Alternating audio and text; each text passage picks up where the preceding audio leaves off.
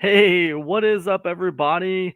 I want to welcome you to another episode of the Action Takers Club. This is Cam Jennings, aka Cam Fats, coming at you every Monday and Friday, as I've been doing for the last 8 episodes. We're on episode 9 here of the Action Takers Club. I actually had this scheduled for a 10 episode season, so this will be season 1 of the Action Takers Club. So if you're keeping track, this is the penultimate episode of the Action Takers Club season 1. And we're gonna be doing some medium maintenance today. We're gonna be doing some medium maintenance. Man, it's kind of been a busy day for me, man. I've been writing a brand new newsletter, a brand new product. It's gonna be something I'm gonna be selling. And actually, this is interesting because I'm actually the one I'm writing right now is not the one I'm gonna put out on the 28th. My man, what's up? Right on, right on. Perfect. Yeah, so actually the newsletter I'm writing now is gonna be I'm gonna stack it. Here's what I want to do. I want to write 3 newsletters during this month of October. I'm only gonna launch one of them, and the other 2 I'm gonna be like holding back. Like one of them I'm gonna put in my Insiders Club for October, but you know, I'm not going to be releasing them all. I think what I'm going to do is I'm going to hold them back, um, and I'm going to hold them back, and I'm going to put them out like in December. I think I'm going to do like a bigger set, like a bundle package maybe of newsletters. I'm not sure. I'm not sure how I'm doing it. I'll figure it out as I go. But for now, all I know is I'm stacking a few newsletters in October. I'm only releasing one to the public in October. I'm going to be releasing one, the one I'm working on now, I'm going to be releasing to the Insiders Club over the next couple days, probably Thursday. Um, my man, cool, awesome. Glad to hear it, dude. I got a newsletter I'm gonna be putting in there for you guys on Thursday. I'm working on it right now. That one's not gonna be going to the public for anybody else this month. It'll probably be going to the public in December, but you guys are gonna get it within the next couple days. So probably it'll be Wednesday. I'm gonna drop it Wednesday in the Insiders Club. So it'll be the day right before we do our group coaching call. So it'll be pretty cool. Anyways, enough of that stuff. That's what I've been doing today, among other things. But here we are now in the Action Takers Club. And, my wife, I was so busy doing this newsletter, I actually forgot I was supposed to be doing this. I forgot about this Action Takers Club call. And my wife reminded me, hey, don't you have a live call today scheduled at 5? Oh, yeah, I do. so I'm a little late. So I showed up a little late. Sorry, guys. Anyways, whatever. Enough of that. We got some stuff we're going to be doing. We're going to get over to medium. We're going to do some medium maintenance. I'm setting the timer for 60 minutes because we're going to take 60 minutes of action here today, guys. And that's the way it goes. I'm telling you, right? I'm telling you right now, if you can take action with your projects every single day, right, you will win, right? If you do not take action, if you stagnate, if you mess around, if you procrastinate, if you get complacent, you will lose. That's the bottom line. That is the bottom line. So try to take action every day, guys. If you can, take action every single day. At least one thing every day to push your businesses forward. That being said, I'm going to shut up and let's take some action. I'm going to go ahead and share my screen with you guys. You already know how we do it. And here we got, I want to get my medium responses out of the way. I want to respond to at least 3 stories, and then we'll see where we're at on our hour. And maybe if we can take one of those responses and turn it into a reaction story, that would be freaking fantastic. That'd be over the moon for our hour. That would be over the moon. But if I can just get these 4 things done, I'll be really happy. So, anyways, let's go ahead and let's get on with it. Let's get over to medium.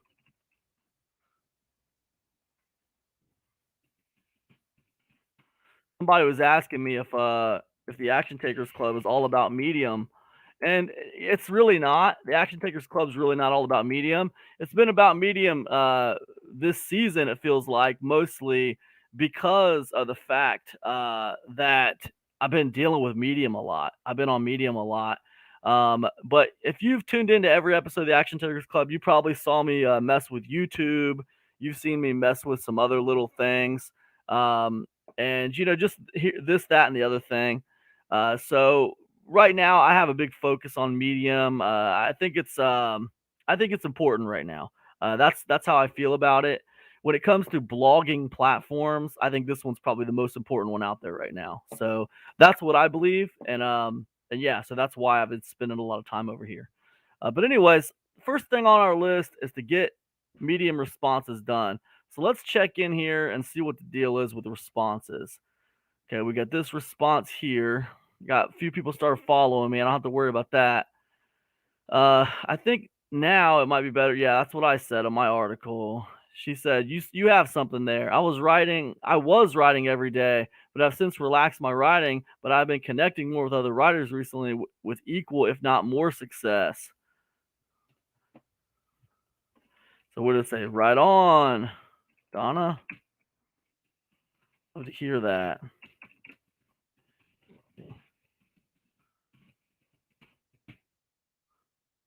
Perfect.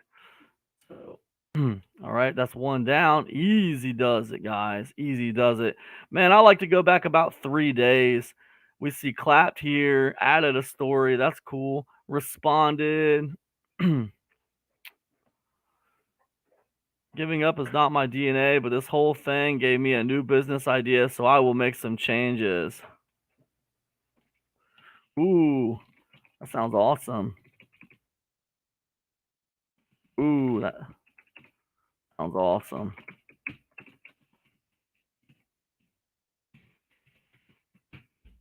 Good luck in new venture. Boom, easy.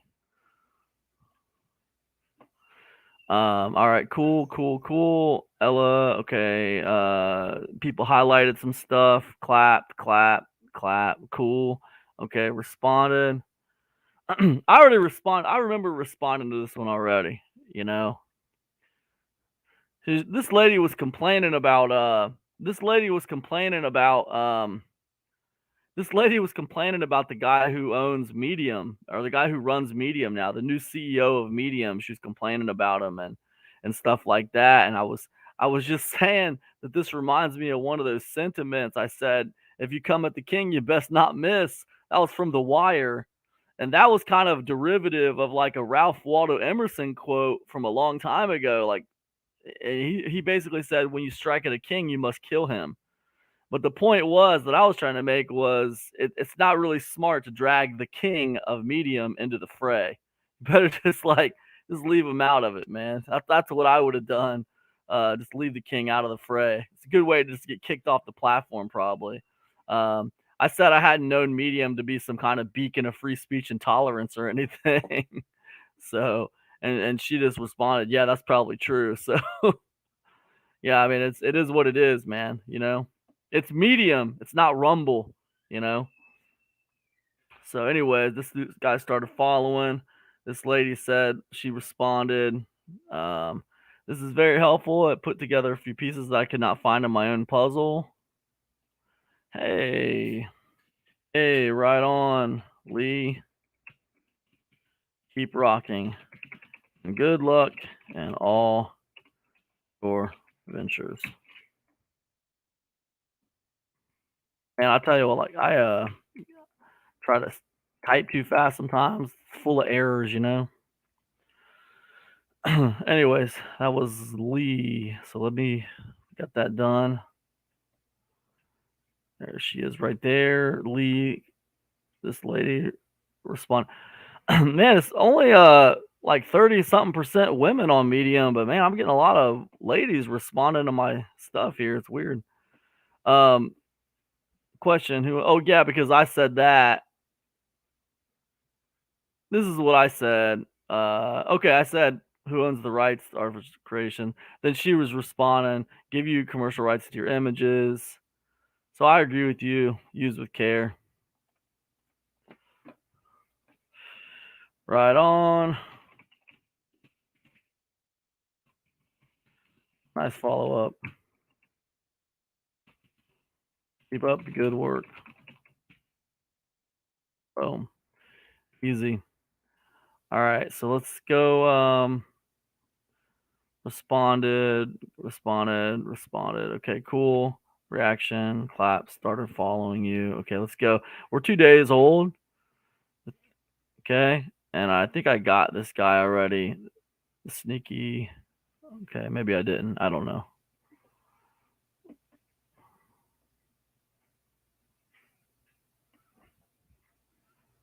This is that article we did Friday, guys. We did this article together Friday. You guys were with me when I did this article. Um, and it got like 102 claps and 4 comments. Okay, and I already commented to this guy, so we're good. I answered all these comments, so we're good. I think we're good. Let me just take it back to day 4, and make sure that I this and guys, Friday when I responded, this dude here, Ayadiji, this dude has like 100,000 followers. And he wrote back to me and said, "Look, this 92,000 followers this guy has." And he wrote back to me and said, "Thoughtful comment. I appreciate it. A lot of people have been asking me to talk more specifically about my process, like the exact things I think about while I'm writing and editing. I'm definitely going to give it a whirl in both blog post form and video, so it's coming soon." So yeah, so that worked out pretty good, man. That worked out pretty good. Um, and then the rest of this stuff is claps. And I think, yeah, that's 4 days old. So we're good, man. We're good. We're good on that stuff. Let's go ahead. Reading responses. Easy does it. Done. Now let's get into some story responses, guys. I just want to check comments really quick, and I don't see any comments, so we're good. Let's go ahead and get into story responses. So let me go to people I'm following here. Um, the Edge. Okay, what's this? Okay, let's see what we say here. We got lessons from Mark Cuban. This is a 5-minute read. All right, let's do it. Okay, self-made billionaire teaches you how to win at business. All right. If you watch Shark Tank, you know Mark Cuban is a tough, self-made billionaire. He's the outspoken owner of Dallas Mavericks and a business mastermind who uses an entrepreneurial experience to invest in the up and coming. Cuban has a rich history as a business tycoon with no technical background. He started by building a small technology startup. In the world of high tech, he found success by out hustling his competitors. I can get an advantage in any technology business. Of course, my wife hates that I read more than 3 hours almost every day, but it gives me a level of comfort and confidence in my business. At Micro Solutions, it gave me a huge advantage. A guy with minimal computer background could compete with far more experienced guys just because he put in the time to learn all he could. Mark Cuban. He remained vigilant by attacking the edges. He read for hours a day, even going through the manuals of each product. After 7 years of on the grind, he sold Micro Solutions and took with him invaluable insights that he would later use to propel himself to the top of the business world. How to win a business. Cuban found that learning is the most critical aspect of owning and running a business. Outworking the competition comes down to learning as much as possible, taking ideas from various sources, and taking note of crucial failures and success. So, um,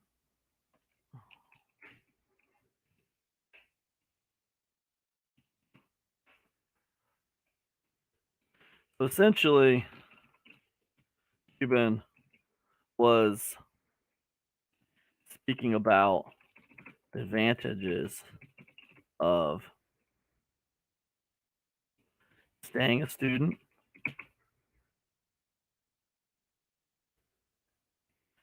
i.e., stay learning.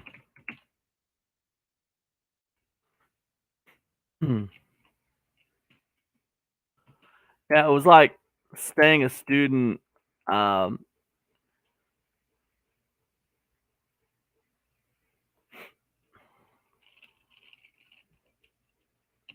not learning from just one source, and um, When he says taking note of crucial failures and successes, um,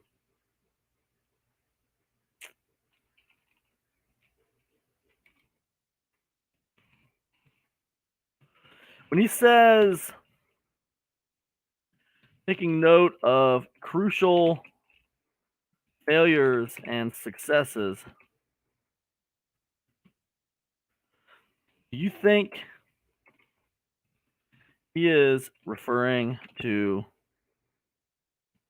adjusting as you go based on data? Curious.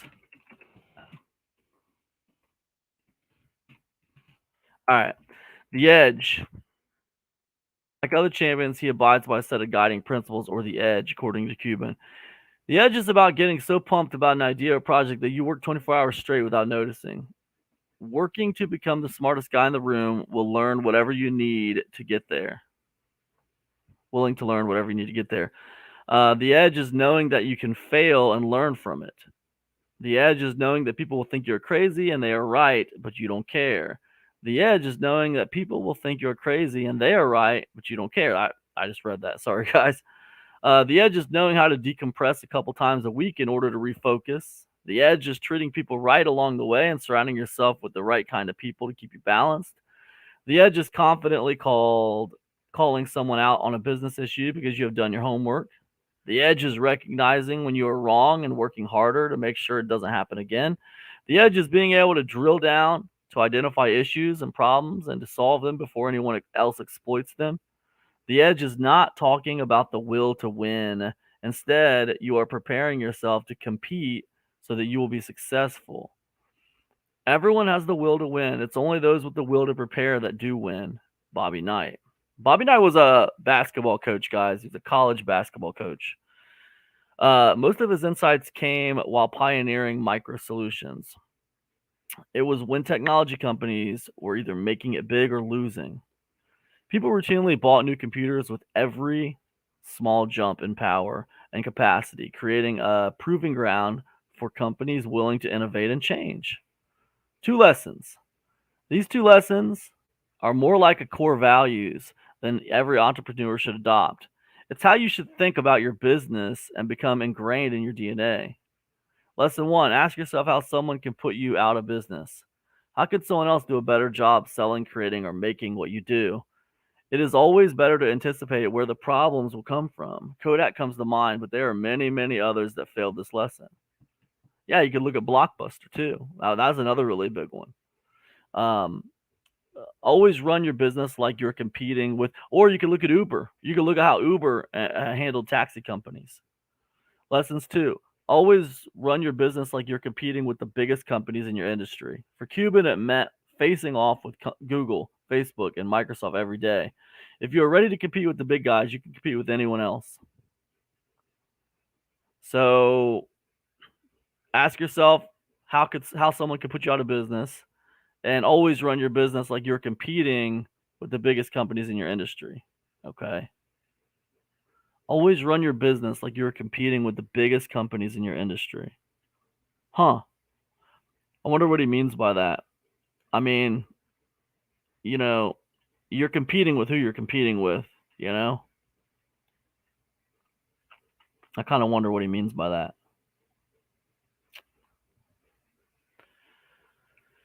I kind of wonder what he means by this.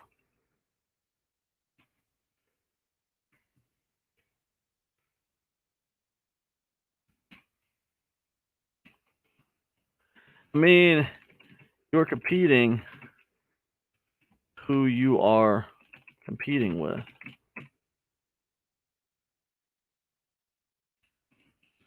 Not sure I grasp the insight here. Um, 12 rules. When it comes to starting a company, Cuban is an obvious authority. Brick by brick, build your business around these 12 rules.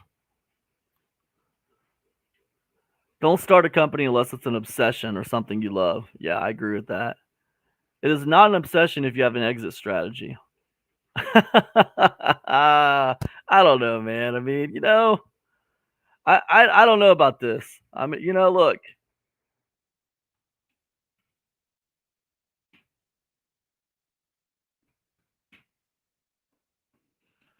I don't know about this one. I think it's good to have plan B, C, D, and E. No, I do in my business. None of them involve quitting.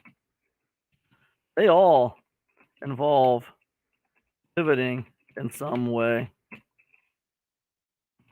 I don't really like to start new projects unless I know what it's going to look like if it fails.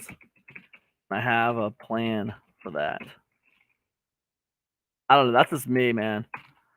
I'm not Mark Cuban, so I can only be me. Um, Hire people who you think will love working there. Yeah, it's good. Sales are the cure all. Knowing how you will make money and how you will actually make sales. It's true. Know your core competencies and focus on being great at them. Pay up for people that align with your core competencies. Outside of these core competencies, hire cheap people that fit your culture.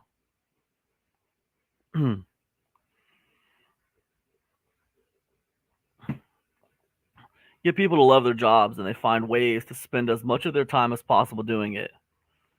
Not all, no offices. Keep spaces open to keep in tune with what's going on and to keep the energy up. There's nothing private in a startup. Empire builders will pollute and destroy your company. Huh. Go with what you know when it comes to technology. Apple or Microsoft, use what you know and allow your people to do the same. Keep the organization flat. If you have managers reporting to managers and a startup, you will fail. Beyond a startup, it creates politics. Never, ever, ever buy swag. Wow, what does that even mean, man? I guess is this a joke or is this kind of like saying like, is it a joke? This kind of like a joke,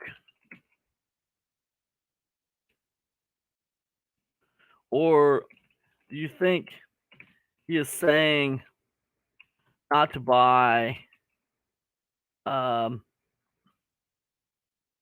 things for business just because of status? Basically, keep your overhead down.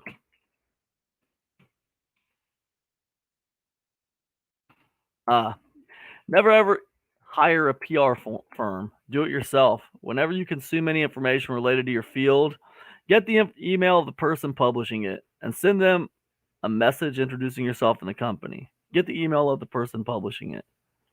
Whenever you consume any information related to your field, get the email of the person publishing it and send them a message introducing yourself and the company. Be a source for them. If you're smart, they will use you. Make the job fun for employees. Keep a pulse on the street levels, stress levels, and accomplishments of your people and reward them.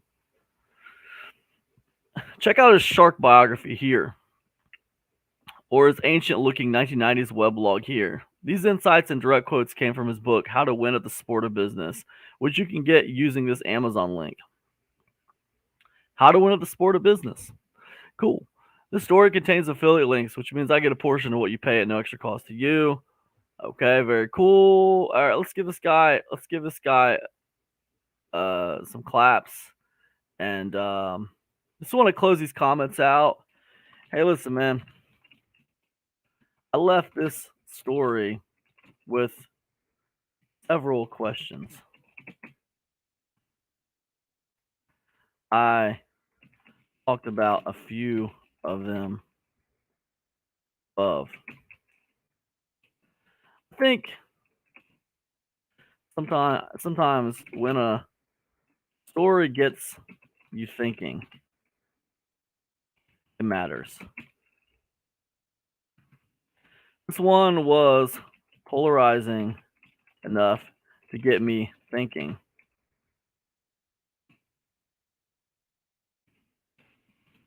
That's a sign of a good read to me. Thanks for sharing. Nice work. All right, cool.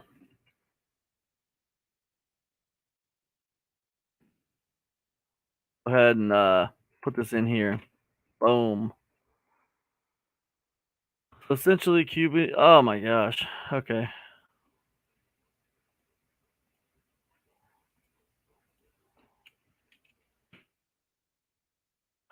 Um, liked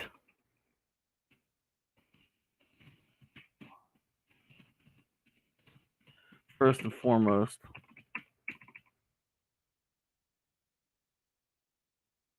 Yep. Yep. Let's update that. All right. Very cool. All right. Let's go ahead and get rid of story response number one. Boom. And just like that, we're moving on. We're moving on, guys. We're moving on. All right. Very cool. Let me check my comments real quick. Big Dominus in the house. What's up? Holla, man. Good to see you, man. Very cool. All right, guys. Let's go ahead and let's get back to it. All right. We're moving on, guys. We're moving on. Let's move on to story number two. Let's find something else to get into here. 3 YouTube channel ideas you can start after reading this. All right, cool. 6 minutes. Oh my God. All right. All right. YouTube channel ideas you can start after reading this. Don't hesitate. Growth happens after you read first after your first video. I think didn't I read this already, guys? I thought I read this already. I think I read this already. No, I guess not. I guess I didn't. All right, my bad. All right, let's get into it. So, you want to be a YouTube star, but you're not ready to show your face to the world just yet. No problem. If you're thinking about starting a YouTube channel, but you're not ready to show your face to the world just yet, don't worry. There are plenty of ways to build a following on YouTube without even appearing on camera. Earlier this year, I started a brand new YouTube channel focused on things I love. I never showed my face. In just 6 months, the channel was monetized, and I made more money than I thought possible so early on. It usually takes people 2.5 times as long to monetize their channel, but I sped through the process. YouTube is a tremendous resource for entrepreneurs looking for a new revenue stream, and I put together 3 channel ideas to get you started. ASMR channels. All right. Autonomous sensory meridian response. Yeah, I know those are popular. A lot of people like those ASMR channels. It's a sensation characterized by a tingling feeling in the back of the head or neck.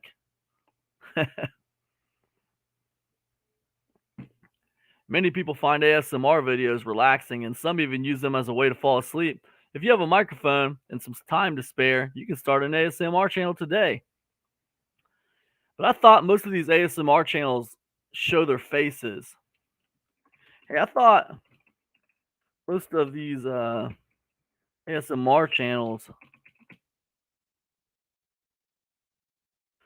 people are showing faces and appearing on screen. I thought on most of these ASMR channels. Maybe I'm wrong. I'm no expert on the subject. Just speaking on what I have observed. All right. Owning a decent microphone is an important aspect of starting ASMR channel because the audio quality is a big part of the experience. An entry-level microphone like the Blue Yeti is enough to get a channel growing. And once you're confident, upgrade to something like the Rode NT USB. You know what? You know what microphone I really like? I like that Rode Procaster. That Rode Procaster. I thought it was Rode with an H though. I thought it was. I don't think it's RODE. I think it's RHODE. Um, Rode. Rode. Man, dude. Oh my gosh. Okay, see, yeah, look, that's RHODE. Why am I seeing RODE, man? This is making me feel like this is a Mandela effect, you guys. Holy moly. It's not RHODE? It's RODE? You got to be kidding me, dude. I'm literally watching a Mandela effect right now. This is crazy. This was always RHODE for me, man. I was in the music industry for a long time. This is wild, dude. RODE. Wow. Is this a different brand? I'm freaking out right now, dude. What is the deal? I do not remember this brand with this weird little symbol through the. This is crazy, dude. Wow. I'm I'm stunned right now. Okay. All right. Wow. I'm stunned. RODE with that little symbol there for an O. Huh. Wow, dude. It was for me. It was always RHODE. You guys know about Mandela effects?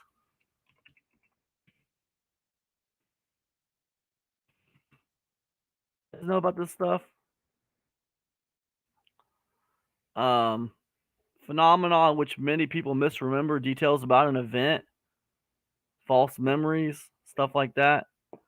Yeah, that's like a Mandela effect for me, man, because I remember very clearly it being RHODE, and like I remember the H and the logo and everything. And the thing is, I've been around microphones for a long time, especially like if we go back to my 20s, I was around microphones all the time. And because just I was in music a lot and in studios and stuff a lot. So um, yeah, that's pretty wild, man. Now it's RODE, and the O's got like a weird. It's like a weird symbol. Like what's that called?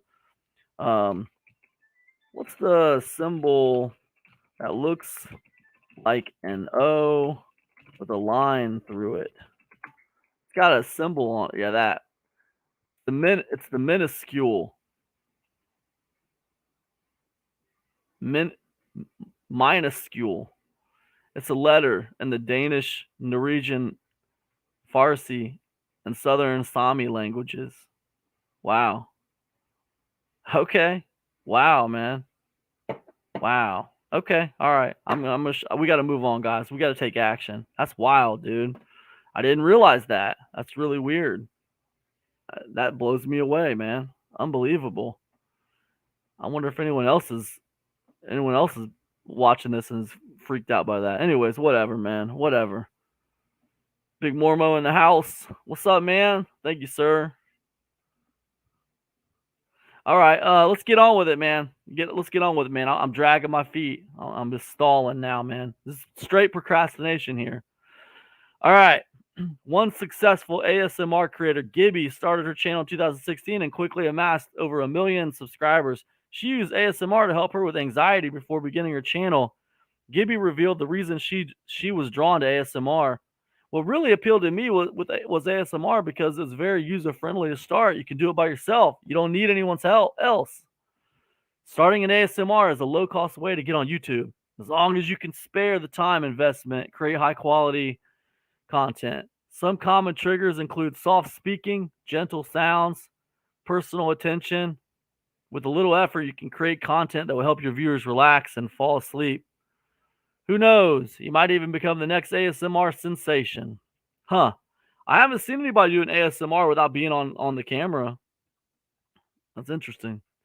Okay, second idea, gaming channels. Gaming channels are popular on YouTube because they offer viewers a chance to vicariously experience excitement of playing video games. While many gamers enjoy watching others play, some find the idea of being on camera daunting. Fortunately, creating a successful gaming channel is possible without ever appearing on camera. Yeah, that's true. Yeah, I'll give you that one. I've seen some pretty cool gaming channels on YouTube where the guy's never on the screen. Yeah, that's pretty good, man. I like that one. I know because I did it. My channel is a gaming channel that focuses on narrative adventures. Standing out as a gaming channel may seem impossible, but I have some tips to share to help you get started. Don't waste space. Your title and thumbnail need to work together. Don't double up on information, otherwise you're wasting space. So he's saying like your title should say one thing and your thumbnail should say a different thing. It doesn't need to say the same thing as your title. It needs to go with your title. I guess that's what he's saying. Make the most of it, and don't bother sticking in your online avatar. If you're a small channel, it's not going to mean anything to 99% of the people YouTube shows the video to. Find a niche. Niching down early on with a gaming channel is crucial. Yeah, that makes sense. Follow the news. Yeah, be topical, right? That makes sense. Go for the games that are hot that everybody cares about. Makes sense. Give viewers one more place to go. Plan your content to fit nicely with one another. Yeah, I love this tip right here. I really do. I do, because I tell you what, this really matters, and a lot of people don't do this. People always want to know what's next. I love this tip. People always want to know what's next. If you can answer a question for them, it's going to be to your benefit. Sure. I love that. Love that tip. Love that. You don't need any fancy software, special editing skills to make a gaming channel that people enjoy. Pick some free streaming software like OBS, which also records your gameplay. You know what I like? I like StreamYard. You know, OBS is cool, man, but I don't know. I guess I'm just too much of a big dumb animal. I'm always messing it up when I use OBS. I'm always messing something up with it. I like the StreamYard thing. It's super easy. But anyways, DaVinci Resolve or HitFilm Express. That's cool. All right, and then the third one, vlog channels. You're looking for a creative and engaging way to connect with your audience, then vlogging may be right for you. See, man, this is crazy. Showing your face is not a necessity in vlogging, although you might think it is. Many popular channels are by creators who remain faceless. You'll need to work on your presentation skills to keep people connected to the video, but being an on-screen personality isn't the only way to success. A great example of a faceless vlog channel is, dude, guys, we got to go check this out. Hold on a second. Hold the phone. We got to go check this out. All right, I'm going to stop sharing my screen for a second, guys. We got to go. I got to share my audio with you guys so you guys can see what I'm dealing with. All right. So, all right. So let's go check this out. If you guys don't know what I'm talking about, I'm referencing Shrek. All right. There's a part in Shrek 1. There was a part in Shrek 1 where Donkey's like, she was like, Fiona was like, yeah, we got to stop and camp for the night, man. We got to stop and camp for the night, man. There's bandits and robbers in these woods. And Donkey's like, whoa, hold on a second, Shrek. Robbers, bandits? Whoa, hold on a second. I don't know. I can't remember how he said it. It was funny, though. It was funny the way he's like, hold on a minute. Just forget that. Anyway, so this is Ashens, I guess. 1.56 million subscribers. Are you joking me? What is this? This dude's crushing it, man. This is a vlogging channel. I bought some undelivered mail, and now I live in regret. All right, let's see what's up. If I send an email that contains typos to a potential customer, how likely are they to trust that I'll do a good job for it? All right, Ashens. Hello. Did you know you can go on eBay and buy unopened and undelivered parcels? I didn't until I just saw that listing on eBay. So I bought it because I thought that'll make a video, and it has. Here it is, in fact. So these all seem to have gone through a company called One World Express, and I'm fairly sure they're one of these sort of middleman companies where you go to them and say, I've got parcels to send from X to Y, and they say, well, the best method to do that is this. So far I'm seeing like a story. The guy's like telling stories. Okay, it is kind of like a vlog, isn't it? He's just kind of telling stories about his life and stuff. You can book it through us or whatever. So they're not a courier company themselves, which I think is why when all these have been undelivered, and they're nearly all packages that have gone from the UK overseas, as far as I can tell. When they've gone undelivered, they just sort of sit somewhere because presumably the people who bought them got refunds. And now there's just these parcels floating in space. So they stuck them in a box, sold them on eBay. All right. And let's get on with it, man. Let's get on with it, man. It's too much. Any of them. Only one person I like to hear ramble on, and that's me. I didn't pick up on that. Oh, well, that's going to be fun, isn't it? So, interesting. None of these are going to be worth much, by the way, because obviously they have customs declarations on them somewhere. Oh, they're all covered now. But the thing is, whoever is selling these on obviously will check the customs declaration. If it says contents, massive. Another thing about this guy is what I'm noticing, guys, is he doesn't really edit his videos a whole lot. I'm not seeing a lot of editing going on. That makes it, that would be pretty easy. You don't have to edit the video a lot. Full of rubies worth 250,000 like, euro. you know what? Let me do a video about this parcel I bought. They're probably not going to stick it in the box for selling off cheap on eBay, are they now? So I'm not expecting much from these, but should still be interesting. It's crazy, right, man. this one was sent to the Czech Republic. Okay. 1.1 million views on this video right here, man. There's no need for that, mate. It was published this thing 3 weeks ago. It's got over 1 million views on this damn thing. Because it's all covered in sticker. It sounds very broken, whatever it is. It might just be parts or something. Well, there we are. Never picked up in the Czech Republic. Sent out here. And horribly slashed with a knife. All right. Let's see what this thing is, man. Let's see what all the hype's about. We kind of guessed that much. Hub. Oh, is it a USB hub? That'd be interesting. Come on, then. Come on. Slashy. Oh, no, it's Hub Sports. Mardi, Momio, Personal, Indie Raid. This boss kit is #1. Please enjoy your car life. This boss kit is number yes, one? Enjoy your car life, everyone, because if you don't, who will? It's a bit for a car, isn't it? What is this, man? I don't understand what it is. It's like a... I don't know enough about the mechanicals of cars, I don't think. Okay. Good God, what is that? That's some kind of car part there. I'm not sure what that is. Somebody didn't get to fix their car. Oh, you know what that is, man? I know what that is. That's and the screws here. But yeah, okay, it was like part of a motor, frankly. I don't know. I can't remember. Well, I've got one of them now, everyone. If you do need one of these. What a waste, dude. What a waste of money. Why do you just buy random packages, man? I guess it makes a good... Hey, it wasn't a waste of money for this guy. This video got 1.1 million views. He probably made a couple $1,000s buying that random car part. Huh, that's amazing. Let's check one more video to see if we got a... So that's Canadian Food Special, Fake Lego Week, Day 7. Okay, this is Fake Lego Week. But how did this get started, man? That's what I want to know. Do you guys ever do that? Do you guys ever want to go back to the beginning? Let's go back to the oldest. 16 years ago? Are you kidding me? This cat's been doing this for 16 years. Holy moly. Wow. This is pretty wild, man. When I started my business in 2011, I chose Wix, and it was really because the aesthetic. The truth about open source. This is the first video right here. Say, John, what do you think about the new version of Microsoft's Internet Explorer?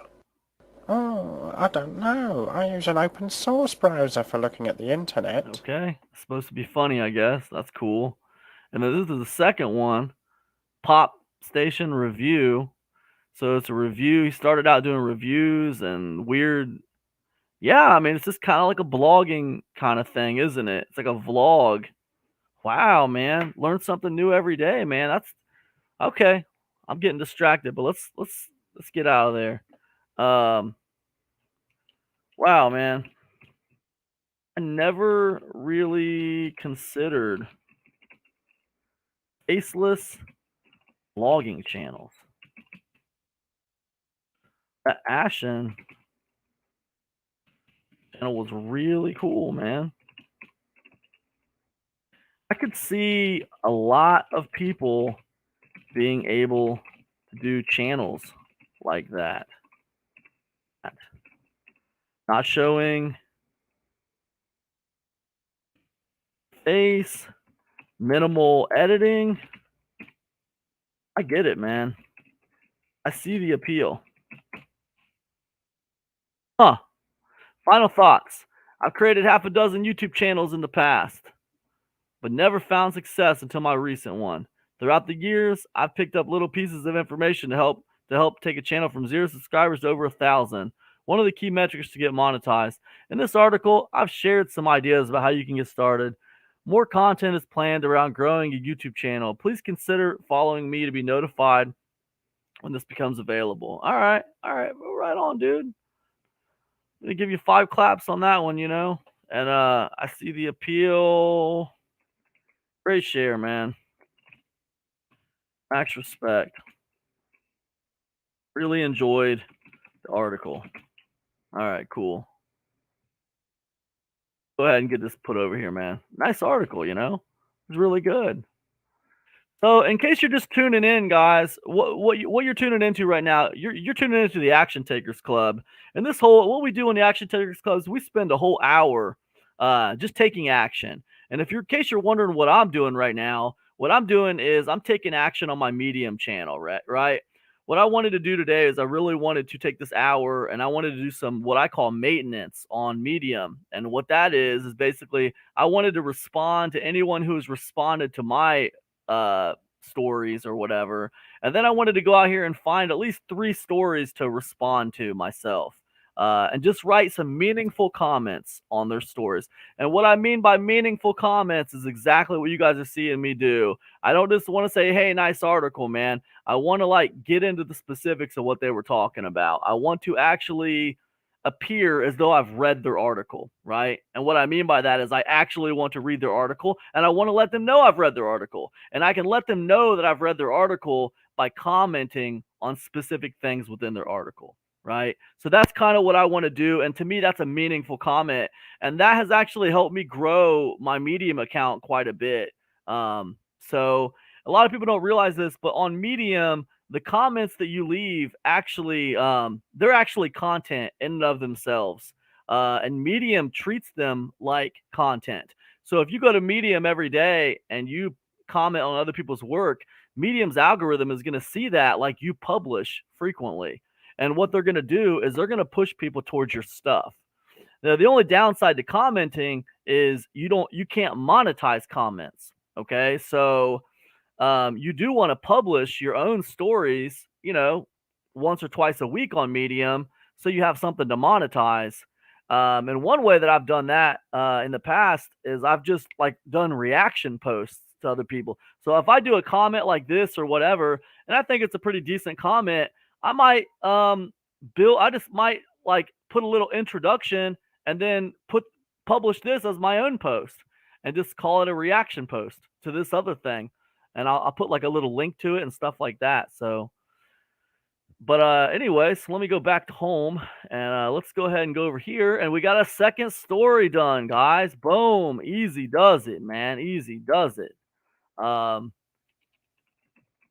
We're gonna get a third story done here, but you guys, I want to see if I can find this now because I'm I'm kind of thinking, I'm thinking about it. Whoa, hold on, Shrek.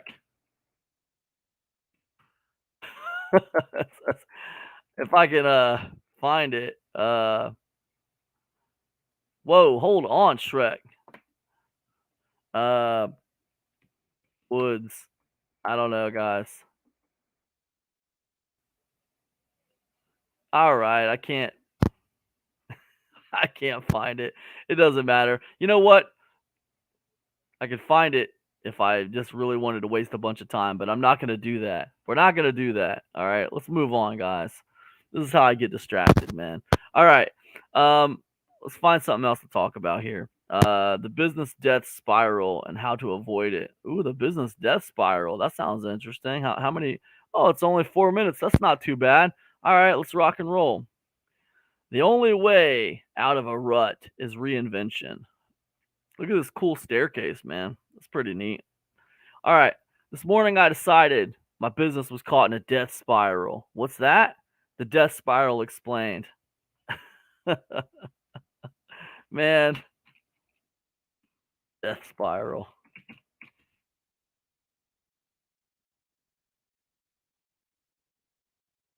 Dude, that is terrifying. I had to read this just to make sure I wasn't trapped in a goddamn death spiral. All right. The death spiral is a concept I learned from one of my mentors, and it can apply at any time to any part of a business or even the business as a whole. It usually happens after the business has achieved a modicum of success, when demand increases and sales and revenues start coming in steadily. I should check comments just to make sure. Okay, we're good. We're good. All right. In order to meet that demand, close those sales and keep that revenue coming in, the business does everything it can to chase it. That chase almost always results in a series of impromptu and informal processes that casually start to develop. Those new processes could focus on increasing lead generation. They could be about pushing hard on production or manufacturing. They might even be around enhanced customer support. Doesn't matter what they are exactly, just that they require you and everyone at your company to execute at full throttle from the first moment of the working day to the last. And then when I say working day, those processes become a centrifugal force, stretching a working day that might have been 8 to 5 or whatever to the first thing you do every morning all the way to the last thing you do every night. This becomes especially true for the people leading the business, and more especially the founder. Those impromptu and informal processes that become company canon, the unspoken rules for getting things done. But eventually the business changes, the market changes, external factors encroach, and those processes start producing diminishing results. To compensate, the team and its leader has to work harder and harder just to maintain the status quo. Soon it becomes apparent that something needs to change, because if this keeps up, productivity will go to zero and everyone will burn out. But here's the problem. As revenue shrinks ever so slightly, but perpetually, the fear of large chunks of that revenue going away becomes palpable. The team is working so hard just to keep up that they don't have time to stop and rethink what they're doing. Death spiral. Wow. The time to reinvent is before the inevitable crash. This startup isn't my first rodeo. In fact, it's my 14th. So as I was burning out, trying to keep all the plates in the air, I was also trying to remove plates. If I was doing 15 tasks to get to a goal, I tried to consolidate and eliminate my way to 13 tasks, or 10, or maybe just eliminate the whole goal if it wasn't directly addressing revenue. But that's just another way of attacking the symptom instead of addressing the cause. Instead of opening up more time for me to work on getting better results, I would just get the same results executed more poorly. I was just rearranging the deck chairs on the Titanic. Then this morning it hit me. The business didn't need repair. It needed reinvention. It wasn't just about what I was doing to keep the revenue coming in, but what I was doing to generate that revenue in the first place. I didn't need more time. I needed to be doing smarter things with the time I had. Wow. It's powerful, man. Powerful. Really powerful, man. 100% agree and have felt that way many times. Instead of reviewing, I want to go ahead and highlight this for this guy right here. It's nice. Instead of reviewing individual tasks, I chose to analyze the core of my product and how I delivered it, and reassess and reinvent almost everything about it. Throw those impromptu and informal processes out the window, take the hit to the top and bottom line if necessary, and rebuild something that my customers will love consuming and my team will enjoy producing. This will take time and the payoff won't be immediately obvious, but at least the spiral stops. I can't tell you exactly how to do this for your own business, at least not without spending a lot of time looking at where and how you might be spiraling, but I can encourage you to recognize and reinvent on your own. You didn't start your business to balance books and manage time. You did it to do something awesome. Don't lose sight of that fact, just to keep a few bucks from falling off the bottom line. Yeah, I mean, I think, I think, yeah, I think you make some great points here. I think that it's very easy to get afraid. Situations like this. When you aren't making any money, you have nothing to lose, really. You are trying whatever you can to get things going. Once you are somewhat successful, you have a working business, can be pretty damn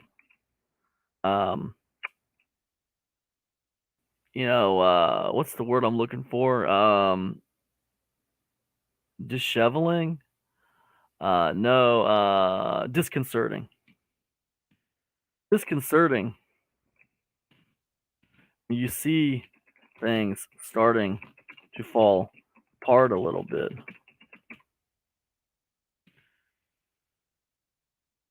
We are creatures of habit. We know that thing works. Unless it used to. At least it used to. We're creatures of habit. We know that thing worked. That thing works. We know what we are doing works. At least it used to.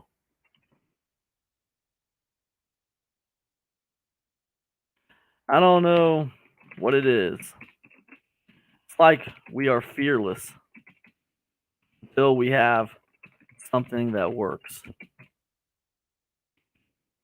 And then it's like become afraid. Breaking what we've built. Anyways, this is a great article. I think it has a lot to do with self-awareness and courage. Thanks for sharing.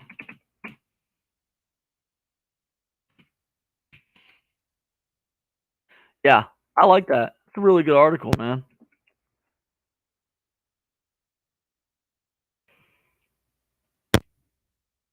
Boom.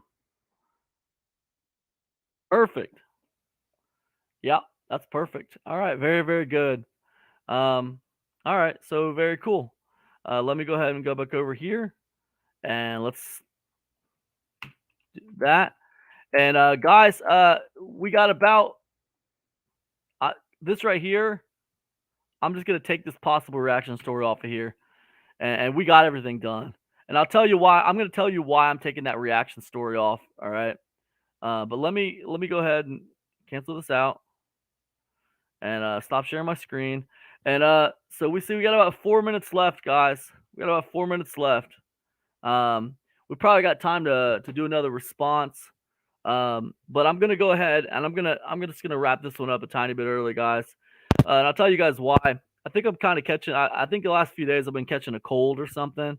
My voice has kind of been going a little bit, and my back's kind of hurting, and yeah, I don't know, man. I think I just need to get some rest or something. It's been kind of a long day. But man, you know what? All that being said, man, I've had a great time hanging out with you guys. I always love doing these action taker shows, man. I tell you what, just taking action has served me so well over the years. And it's just been the heart of my business, just being able to just, get ideas and just boom, just do it. Just do it. Even though it's not perfect, just kind of adjusting it as you go. I mean, it's really been the heart of any success that I've experienced. So, anyways, I implore you all, man. And Big Shelly's in the house. What's up, Shelly? Get some rest. Load up on vitamin C and zinc. Have a fantastic week. Thank you, Shelly. You too. You too. And I will. Yeah. Anyways, guys, it's been real. You guys are all amazing. This is Cam reminding everybody, make sure you're taking action every day on your business. And I'll see you guys on Friday. Peace, everybody.